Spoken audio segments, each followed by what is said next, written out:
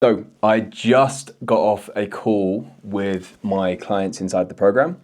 And in that call, I was helping them set up their year for success, their goals, their model, simplifying things, and then what inputs do they actually need to do to actually make that happen, and then the conditions that they need to create.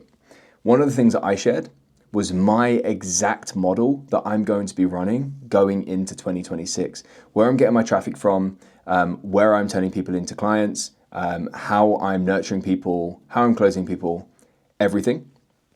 And I'm about to rip that part out and share that with you. It's really, really worth watching because number one, you might just want to steal my model. It works. You might just want to steal my model and use it for yourself. And it's probably going to straight away just simplify things in your business. So you have a couple of levers to be able to pull, to be able to make money every single week inside your business and grow it. Even if you don't want to steal it for yourself, one of the things it's going to be really, really useful with is to be able to show you the thinking that you want to take when it comes to your model. Most people in their business don't think about a model. They think about parts. They think, oh, maybe this part will work, such as a community or a free community, or maybe this part will work, jumping on YouTube. And they think about parts and they just like collect parts and try and do parts well. We don't want to think like that. We want to think in a model. We want to understand what is our model, where do we get traffic, where do we nurture people, where do we close people, how does it all work, and what levers do I need to focus on pulling to make sure that I'm growing every single week. This is about to really, really simplify your business. Give it a watch. Complexity kills our ability to scale, right? We add more stuff into our business and our way of doing things, thinking that more is better, not knowing that we're actually holding ourselves back. If I've built something and it's now live and working, like I get a huge amount of reward for that and I have this feeling of progression. That feeling for me can actually sabotage my business. I will go and build things because I want the feeling of progression and reward, even though it might not even be good for my business. And that is an example of making business decisions from personal needs. That's why this year I am focusing so much on simplifying and I am putting that creative energy into writing a book. And it might not even be a business book. It might be more of like a book, personal development book. Like I'm just writing a book because I've got this creative energy, and if it doesn't go somewhere, it goes into the business and actually potentially ruins it. Not ruins it, but sabotages it. So look at this for yourself. Like adding more stuff is not necessarily a good thing. Sometimes it's actually a sabotaging thing. More parts to our business actually makes it harder to optimize each piece. Think about that. If you've got a few things in middle of funnel, so people do this all the time, right? They've got like they might have like email list, YouTube, free community. They might have all of these different things running that kind of they're not exactly the same things, but they're similar parts of the funnel, right?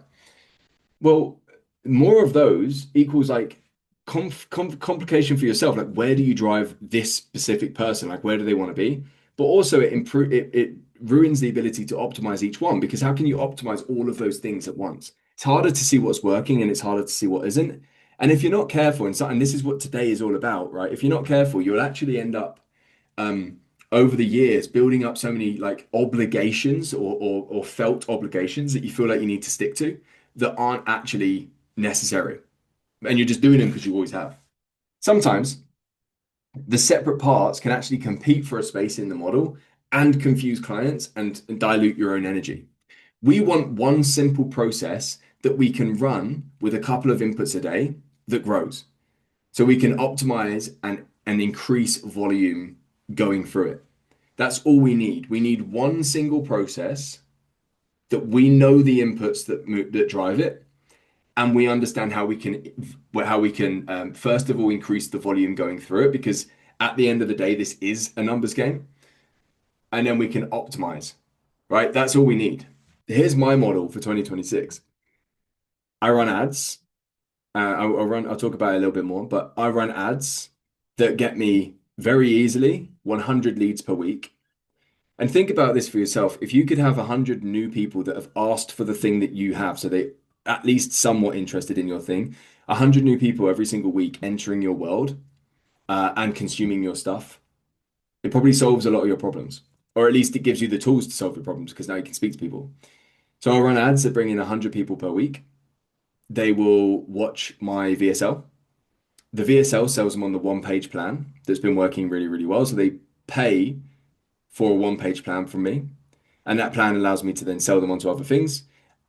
Everyone goes in, this drives 100 people a week into my daily email engine where I wake up and I write my email every single day. I repurpose the email on Substack sometimes, so I've got a body of work that people can binge. I will repurpose the idea of email onto weekly, so people can see and onto YouTube once per week, so people can see and feel me, and I can go deeper on some things because I think writing alone does miss some of that like energetic, like being able to be felt. And then finally, I have low effort Instagram, because these all connect. I have low effort Instagram where I'll do stories of things and I'll just share my life. And I'll jump on every now and then and just do a low effort reel because it comes to my mind and it works pretty well. And that's not fucking a joke reel or me wearing a wig. It's just talking to the camera. You've probably seen it. Inside that daily email engine, I do 2 offers per month. This is week, I meant month. The sales rhythm. We already know the sales rhythm. That means I already know that I'm going to be doing 2 offers per week per month, one micro offer and one core offer, and that's largely what I stick to. They come and see my multi-tier offer stack, depending on what they come through. There's also automatic offers. They come into the world, and I got 2 tiers, mainly 2 tiers, and that's it. Nice and simple. This creates we need a simple like inputs for this to work. This creates very simple inputs. I need to wake up and I need to send one email a day.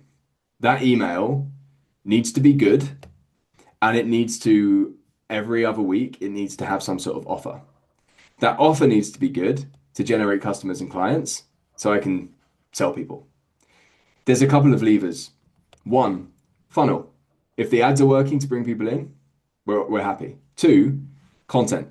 If I'm making really good content, we're happy. Three, offers. If I'm making better offers, we're happy. 3 things to focus on. Very, very simple, very, very easy. And then obviously doing a good job with you guys. So your model, the big thing to understand here, wait a sec, I think, there's more down here. So simple inputs. With these ads, the ads are going to be selling the one page plan call because most people that are cold are not going to be buying into like a big thing straight away. But I found that the one page plan calls give people a binary decision very, very easily because you take them very, very fast to solution aware inside an hour where they're like, fuck, I can see the problem and I now can see literally the solution. You've written me a personalized plan in front of me and they've paid for that already. So I'm getting paid for this. And it creates a very easy binary decision, which is like, here's the plan. Do you want to do it with me? And it's very easy for people to say yes or no at that point.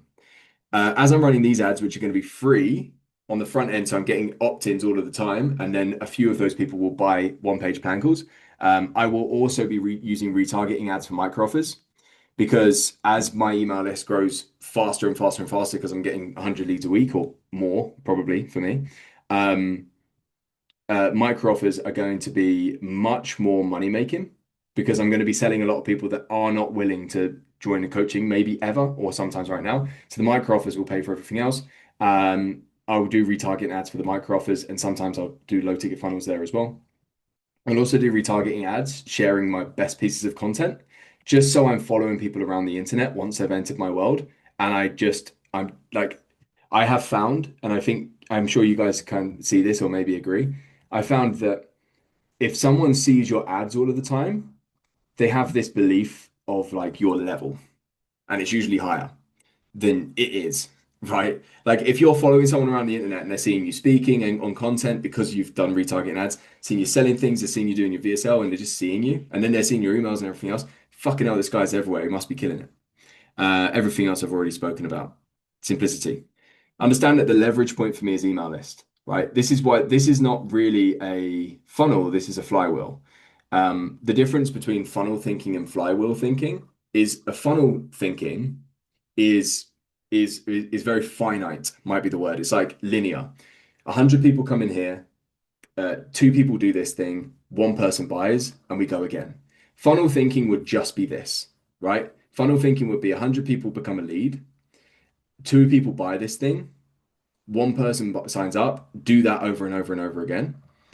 The reason why that's not yet a flywheel is because the funnel wastes everything else, right? Those 100 people that don't sign up, it wastes them.